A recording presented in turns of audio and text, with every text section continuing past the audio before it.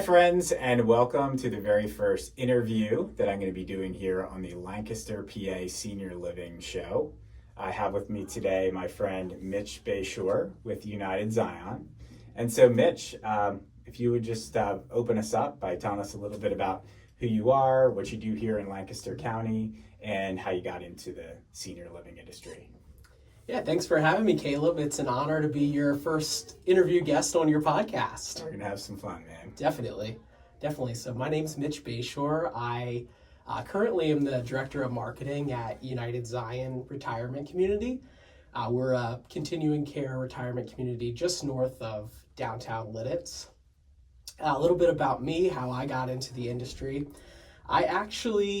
My first real job was actually in senior living. So I started out at another retirement community in Elizabethtown. Okay. As a server when I was in high school. Oh, nice. Yeah. Okay. Yeah, so that was my first job when I was 16. And prior to that, actually, I had volunteered there a bit. Oh, nice. So I was in senior living kind of as one of my, first real jobs. Little did you know you'd be spending quite a bit more time in the industry. That's pretty cool. Exactly. Yeah, and I after high school I decided to go to Penn State for hospitality management, and really found a love for hotels, working in hotels at the time. So I had a few internships through college in hotels, and then after I graduated, I worked in Northern Virginia for a company who managed different hotels, and got into sales there. The pandemic happened in 2020, and it did happen. It did. And boy, did it ever happen. And we'll never forget that, will we? Will not. But yeah, the pandemic happened in 2020, and ended up getting laid off at the time. Yeah. And moving back to Lancaster County, and finding work at United Zion in the marketing department, and haven't looked back since. Been there for it'll be 5 years in April, actually. Wow. Okay. I've been at United Zion. Yeah. Oh, that's cool. All right. Well, I know there have been some big things that happened at United Zion recently in 2025 with a really large building project. With some apartments and things like that you guys constructed. So would you tell us a little bit about that and, kind of how that went down? Yeah, for sure. So for the longest time, we had a lot of residents who wanted to move to United Zion, but we didn't have larger apartments. We only had a total of 27 one-bedroom apartments. Okay, so they're all one-bedroom units. Exactly, and Yeah. they range from about 400 to 800 square feet, so on the smaller pretty side. small. And it's crazy, as I've gotten more into the senior living space, I've recognized that like the ones that are most in demand for people really want the larger apartments and cottages and things like that. So I gotcha. Okay. Cool. Yeah, exactly. So our community really saw a need to have larger apartments, and apartments that had 2 bedrooms and 2 baths. So we started planning what we call the Cedar Heights apartments. Yes, and it's beautiful. It turned out awesome. Definitely. Yeah. Definitely. So we just got done in October moving residents into 45 brand new apartments. Yeah. So you went from 27 apartments to adding 45. Yeah, we did. Wow. We did. Okay, So, that's pretty significant. Yeah, because in addition to the 27 apartments that we had, we did have 27 cottages as well. So we had a total of 54 independent living units and added 45. So we almost doubled. Yeah, not quite, but almost doubled the size of the community. So that's pretty significant. Definitely. Yeah, very cool. Tell me more about Cedar Heights and kind of that building and what all kind of features and amenities that offers, if you could. Yeah. So Cedar Heights has 1 bedroom with den, and 2 bedroom apartments. Okay. The 1 bedroom apartments all just have 1 bath. We have 1 bedroom with den apartments that all have a bath and a half. Mm-hmm. And then we have 2-bedroom and 2-bath apartments. Okay. And the majority of the apartments are either 1-bedroom with den or 2 bedrooms. Gotcha. So they all have open floor plans. Yeah. The residents who got to be the first to move in, they got to go through a whole selection process. Yeah. So it was really neat to see what color combinations and things people came up with, and they really got to express themselves. Oh, that's cool. Yeah, as they design their apartments. And you were the one that was kind of walking them through that selection process and everything, or was there other people involved in that as well? Yeah, so our marketing department, there's 2 of us. So myself and my colleague Lynn, and she did more of the selections than I, because she kind of has a better eye for design than I do. But, that's all right. But yeah, so it was the 2 of us. So her and I, we both did all of the sales for the apartments, as well as all of the selections for the apartments, and really we're there to guide residents as they transition from their homes to Cedar Heights. We started taking reservations for the project in 2021, and move-ins took place in 2025. So. Okay. Yes. No, I'm sorry. I apologize. Actually, we started taking reservations in 2023. In 2023. 2023, and then. Okay. So it's like a 2-year process, basically 2-year window. Well, you mentioned something that is really kind of what I want to key in on this conversation in this show today, which is transitioning to a senior community, whether it's United Zion or any other. So Lancaster County has 18 different communities that offer independent living. So a lot of times when I'm working with clients, helping them with downsizing and moving to a senior community, they're having some challenges in what I hear most often, Mitch, is like the word overwhelm, right? Because most of the people have lived in their house for 30, 40, 50 years. And just even the thought of moving from that house and all the stuff that you have and moving to a completely new environment can sometimes be overwhelming. So what I want to do in this episode is give people information and kind of let them know what the steps in the process are.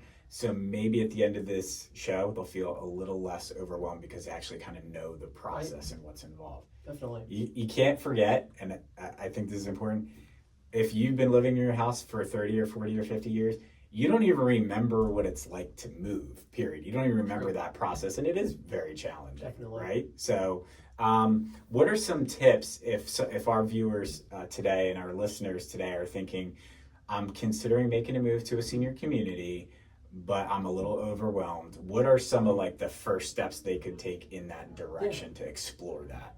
Yeah, definitely. I think the first thing would be to research, find what communities are nearby, kind of decide, what area you'd like to stay in, whether if you're in Lancaster County, if you want to stay in a certain town. Yeah. I would say then to, do research, figure out which communities are nearby. I'm sure most people know the local communities which are near them. Right. First step really would be to either give them a call or go online to request information. Mm-hmm. Most communities will either mail or email you, whichever you prefer, brochures and literature about the community. And then I'd say to go through the brochures, go on websites to decide which communities you think you may be interested in, and starting a list of which ones you'd like to tour. Mm-hmm. And then really calling to set up some tours. If you do live in Lancaster County, in October we have what's called the Explore Retirement Living Open House. Yes. And that's a day, it's typically the 3rd Saturday of October. And all of the nonprofit communities are open that day. Open house is a really good way to really have a casual first experience at a community to start to get an idea of, would I like to live here in the future? Yeah, I actually took went out and checked that out this year for the first time ever because I want to know all the different senior communities, and it was a really cool experience just to see the variety. I wasn't able to hit that many. I mean, I think I ended up going to 3, and it took me 4.5 hours or something. Yeah. So you're not gonna nail all 18 in No, one definitely Saturday, not. Definitely not. I don't know. Like, I guess my general sense is, Mitch, a lot of times people are moving to a senior community that's pretty close to where they live. Am I right on that, or is that not always the case? I can speak from my experience at United Zion. Mm-hmm. I would say 80 to 90% of residents are coming from Lancaster County. Yeah. I think that at some of the larger communities that is different, where they attract more people from out of state. But for where I work at United Zion, most people are local. Yeah. Okay. Gotcha. So you mentioned like reaching out to them, maybe requesting some information, and then a tour. How does somebody know which community they might actually be able to afford? Because there is, within the 18 communities within Lancaster County, there's pretty like entry level, and then there's like pretty high end. Mm-hmm. Like, how does somebody know? Because I mean, it would be kind of, it's like, if you're going to go take a car for a test drive, you're like, hey, should I just go take this Maserati for a test drive, or can I actually afford this thing? Like, right. What's your take on that? Yeah, I think every community is going to have different financial qualifications. Yeah. Most, if not all, communities are going to be looking to make sure a prospective resident has the funds to comfortably afford the entrance fee and then to pay the monthly fee while they're in independent living. Right.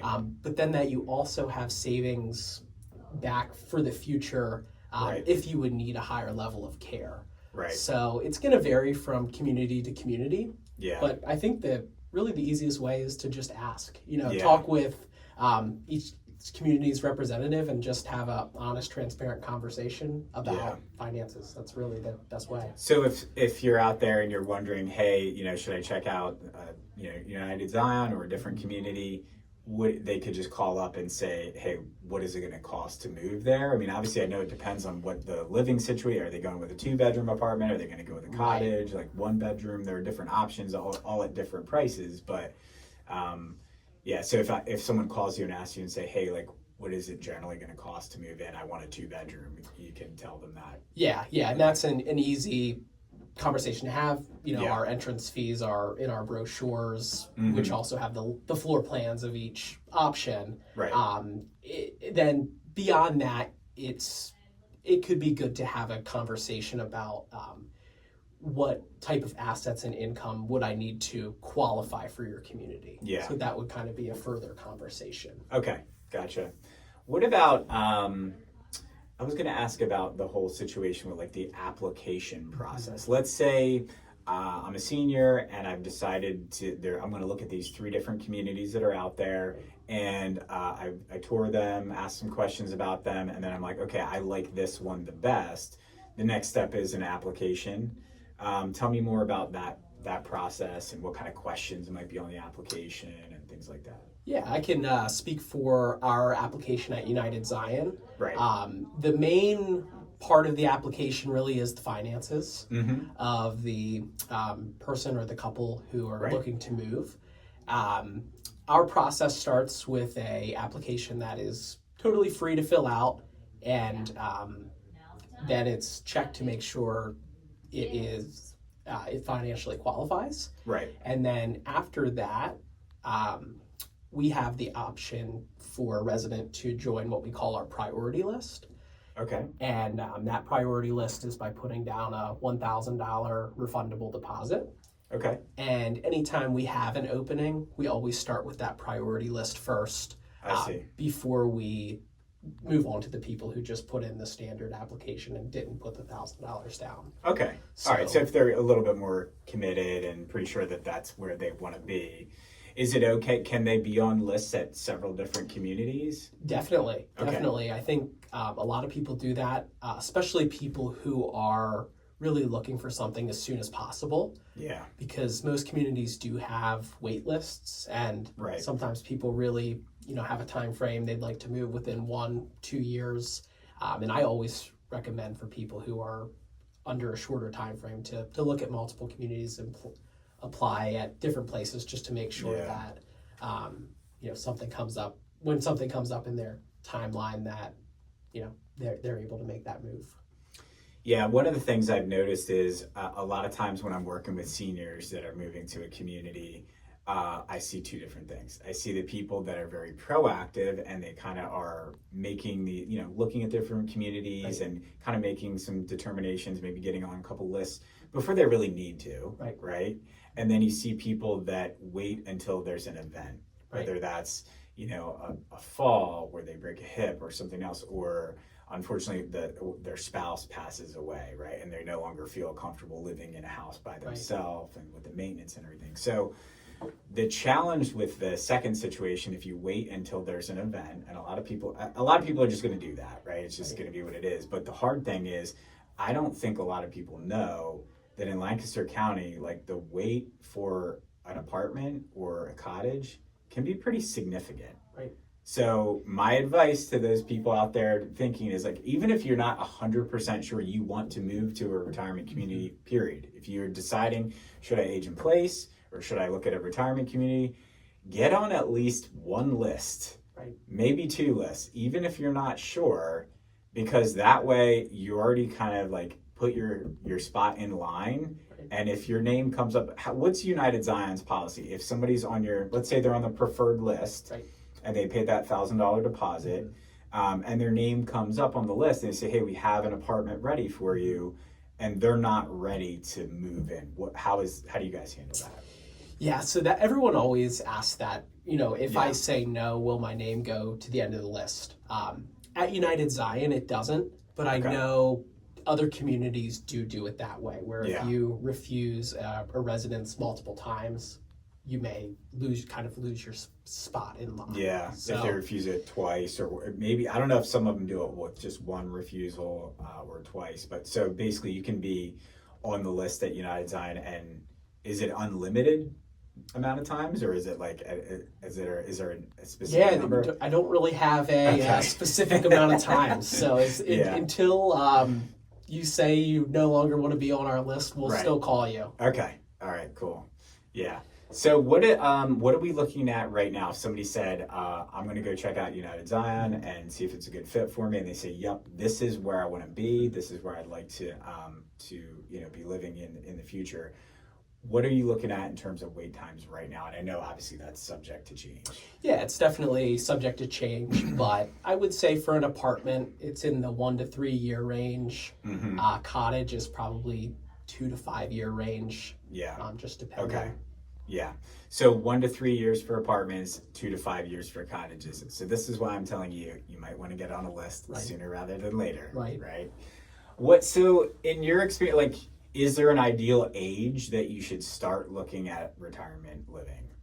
It's a really good question. And I don't think there's really an ideal age necessarily. Yeah. My experience with our new move-ins, we had residents in their 60s, 70s, 80s, and 90s move into the building. Okay. So I think the time is different for everybody. I will say our average age from our Cedar Heights building was right around 76. 76. So that could give you kind of an idea. Okay. So they're on the average. They're moving in at 76. Right. But that means probably a lot of those folks might have been on that list for a year or two, or correct. Right. So, correct. Okay, gotcha. So maybe in the early 70s, 70 to early 70s might be a generally good guideline to start really looking into it pretty seriously. And of course, definitely. What is with the application process at United Zion? Is there any kind of like health screening or health criteria? Or is it mostly just financial? Yeah, we don't do any health screenings for independent living, mainly just financial. Okay. Do you know, I'm asking you a question that you may not know the answer to. Is that unique to United Zion? Is that pretty industry wide? I would say sometimes communities that are life care may have a health screening. Yeah. And what life care is, it means that you move into residential living and you have your monthly fee is X, and basically it would stay the same no matter what level of care you're in. Okay. So that would be like a life care contract where basically you're saying, hey, I'm going to pay this entry fee and this amount per month, and you're taking care of me for life. Right. Okay. Right. Gotcha. And then, So United Zion is considered to be a CCRC, Yeah. or a continuing care retirement community. You'll Yes. hear, I try not to use that acronym all the time because not everyone may know what it means. Right. But what is a continuing care retirement community? Yeah, so continuing care community typically will have independent living or residential living. That's kind of a interchangeable term. Personal care, which is very similar to assisted living, and then skilled nursing care, Right. which consists of both long-term and short-term rehab. Right. So it's really a community that you move to while you're still independent, just knowing that you have the safety net of higher levels of care for you in the future. Right. So it's available if you need it. Exactly. To transition from senior or independent living to personal care. Is that what you called it there? Or We call it personal care at personal United care. Zion. Okay. Yeah.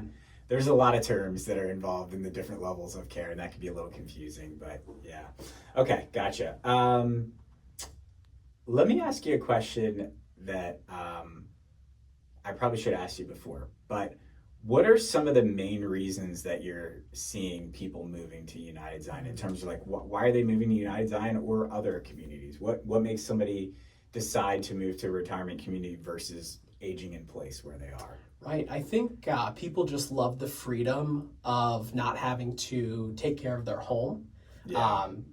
I can think of a few residents who moved into our new apartments who love to travel, and they just love the idea of I can lock my door and maintenance is there on site, housekeeping is there on site. I don't have to worry about it at all while I'm gone. Yeah. So I think that's a big thing of not having to take care of your home any longer. Yeah. And a lot of people, I've noticed a lot of people who have parents who have had a hard time, who have parents who may have waited longer, Yeah. that a lot of times their kids are checking into communities earlier, just because they know of what the struggle was to find care for their parents, and they just want to set themselves up for their future so they know they're in a place where they'll be taken care of for life. Yeah. Yeah, I mean, I'm going through that right now with my parents. My parents are both 79 years old, and so I've had some recent conversations with them, sat down with them, with my sister and them, and just said, hey, like, what are your plans for the future? Are you wanting to stay in this house? Do you want to look at some different communities? And so, yeah, that hits home, and my parents at this point are wanting to stay in their home and age in place, but like to be able to do that, we got to make some changes to their house. Right. But I'm also going to encourage them to get their name on the list somewhere, even if they don't really plan to move there necessarily, because it's just a good backup option. Definitely. So definitely. Okay, and then what is it about? Like, what is it that makes? So obviously I've been saying this all over, but like, there's 18 different independent living senior communities within Lancaster County. Why should someone consider making the move to United Zion versus one of these other 17 communities, in your opinion? Yeah. And what I can say is we're so blessed to live in Lancaster County where there are so many great communities. Yes. I feel there really is a community for everyone, and you really can't go wrong with any of them. But what I love about United Zion is our size. We are on the smaller side. It's just a place where team members and residents all know each other's names. I think that's just really special. It's a place where everybody knows each other. It's very tight knit. And I think that's really, really my favorite part about it. And I can kind of attest to that. So I had the opportunity to work with one of your residents that was moving into Cedar Heights. And I was asking her about her, selection of United Zion. Right. I'm like, did you look at some other communities or whatever? And I don't remember if she said she looked at other communities or not, but she had a fall and she broke her shoulder.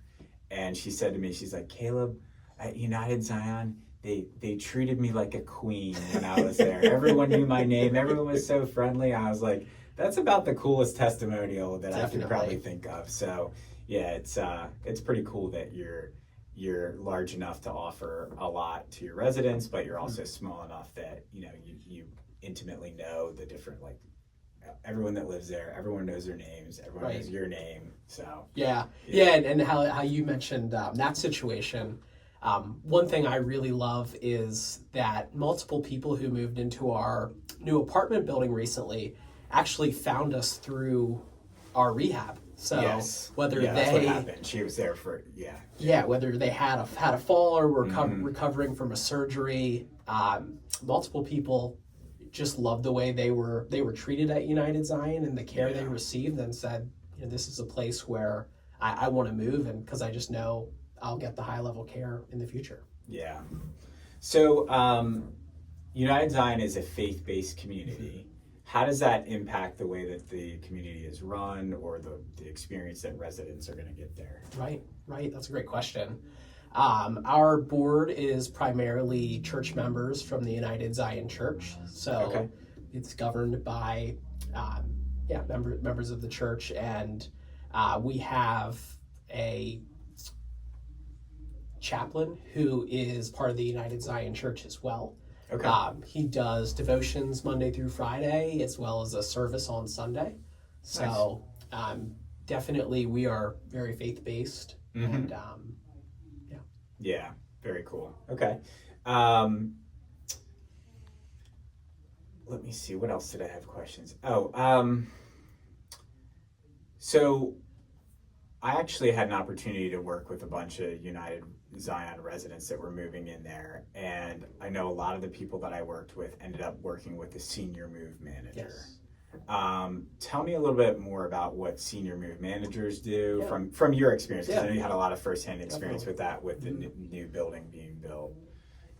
Yeah, I think as you were saying earlier, so many people have been living in their homes for 20, 30, 40 plus years, and it's just so daunting to think about moving and packing and getting rid of things that aren't going to fit in your new residence. So there are many senior move managers that their sole mission basically is to help seniors move into retirement communities. Yeah. So they'll come and really do as little or as much as you would like them to do, basically. Right. So I know a lot of them will take your floor plan that you're moving into and help you decide what furniture will fit where. Yes. They can help take things that aren't going to fit into your new home, get rid of those. They can help pack. They really manage your whole move to make it as seamless as possible. And one thing, we did have a lot of people who moved into our Cedar Heights apartments who use the senior move manager, and I will say that just about everyone said that it was well worth the money, just because it took so much stress off of them.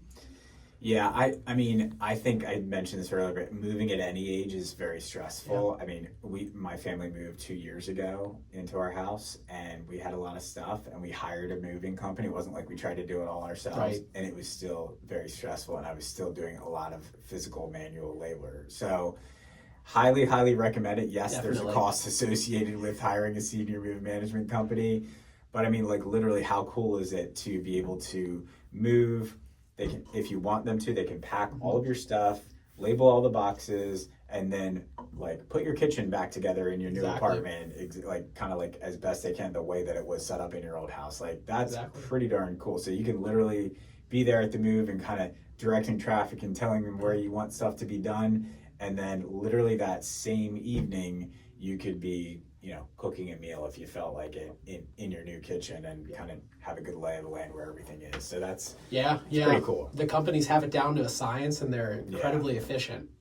Yeah. So did you notice any like difference in stress levels of people who didn't use a senior management company versus those that did when you were having folks move into Cedar Heights? Yeah, I would say the majority of the people who used the senior move managers were less stressed. Yeah. Of course, we had a lot of residents who didn't use a senior move manager, and whether they had a lot of family support or movers that really did a good job at moving for them. But I would say the people who used a senior move manager, stress levels were a little bit lower, for sure. Yeah, I get that. Let me see if I have any other questions for you. Oh, in terms of making that move from independent, living in your house that, you've probably been in for a while, and then making that transition to a senior community. I think some of the people I talk to, some people are very social and very outgoing, right? And they're kind of excited about it. Other people might be a little bit more introverted, and they might be concerned, like, I'm moving from a single family home where I don't really see my neighbors that much, or maybe I don't even have neighbors within sight. And then you're moving into an apartment or a cottage where you're going to have a lot of people close by. How does somebody deal with that type of transition? Is there any advice that you would give them in terms of that kind of situation? Yeah, that's a good question. I think it's overall a positive for so many people, because a lot of people, especially for situations where someone may have a spouse who had passed away and they've been alone in their home for so long now, I really see the benefit of people being near other people who are like-minded, and there's different trips to go on, activities to do, clubs to join. So I think overall I see a lot of positives in residents' lives who move to a community, just overall happiness level. And a lot of people just say to me, it's just so good to be around other people and to have things to do. Do you ever have people coming in that tell you that they're pretty much going to stay to themselves and then get a little bit more involved than they thought they might? Yeah, I think that's definitely happened in the past, for sure. Yeah, I mean, I think that's a huge part of it, because I know some of the residents that I've helped move to retirement communities, one of the biggest things that they were really looking forward to is just being around more people and being able to socialize, because some of them lived in really beautiful homes and everything on a nice piece of ground and everything, but they felt isolated. If they had lost their spouse and they were living there by themselves, some of them were driving, but maybe not as much as they used to, and they didn't really feel comfortable driving at night, or they just, some of them had completely stopped driving. And then it's like, wow, if you live in the country and in a single family home and you don't drive anymore, it's like, you could get isolated real quick. Definitely. Cool, man. Well, I think that wraps it up for today. I'm really grateful for the opportunity to ask you 1,000 questions, Mitch. Of course. I'm sure some people that are watching and listening to this have learned some things from our conversation. If somebody is interested in finding out more about United Zion, and if it's maybe the right fit for them, what would be a good next step for them? Yeah, next step, you could give us a call. Give me a call. My number is 717-627-8421, or you can check us out online at uzrc.org. Okay, awesome. Well, thanks again for being here. Of course, thanks for having me. Thank you for listening and watching, and we'll see you on the next episode.